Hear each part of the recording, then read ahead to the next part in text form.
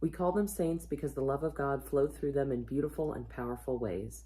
They lived their lives for the glory of God and inspired others to do the same. Because Jesus was with them, all things were possible. May reading about these saints cause you to praise God and to give glory to Jesus Christ, who is at work in the disciples so many centuries ago and is still at work in you today. Saint Raphael of Brooklyn. And I thought the Ninja Turtle was my favorite Raphael in New York City. Saint Raphael was raised in Damascus, Syria by pious parents, Miriam and Michael Hawawini. Being intelligent and a good student, he was recommended to the patriarch for the priesthood. In 1879, he was tonsured a monk, ordained a deacon in 1885, and finally sent to study in Russia, where he was ordained a priest. In 1895, he received an invitation from the Syrian Orthodox Benevolent Society in New York to come and serve. Just 2 weeks after his arrival, he set up a chapel dedicated to St. Nicholas. For 20 years, he served the Orthodox faithful in America. He traveled to different cities, organizing church communities, petitioned for additional clergy to serve the people, started a night school in New York, and translated prayer and service books for the many Arabic speakers. Though he received invitations to return to Syria, he wouldn't abandon his flock in the United States. On February 27, 1915, he died after months of being ill and was glorified as a saint by the Orthodox Church in America in 2000. St. Raphael was eager to deepen his education and knowledge so that he could better serve the church. He spoke many languages, including Arabic, Greek, Russian, and English. In 1899, St. Raphael took a 7-month trip across the United States, visiting the Orthodox faithful in 43 cities.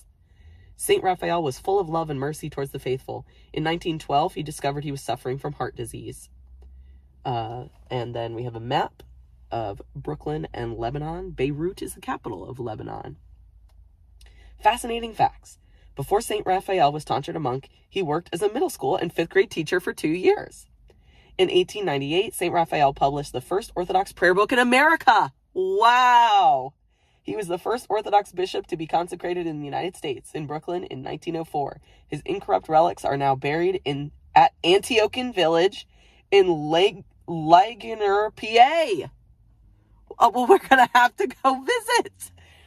go visit. If you don't know what incorrupt relics are, just Google that. But basically, it means their bodies never decomposed as they properly should. Sometimes they smell like roses. Sometimes it's just certain parts of the body that are specific to the stories of these saints.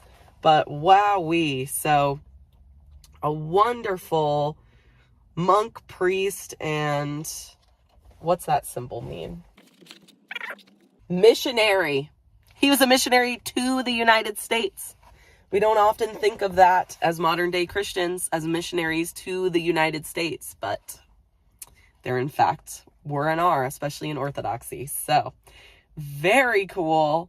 And I hope what I've read has caused you to praise and glorify God, because wow, what an interesting story.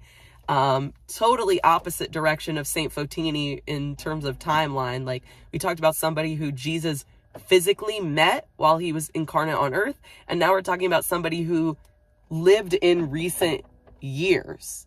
So just a few years before I was born, he was recognized as a saint by the church, right?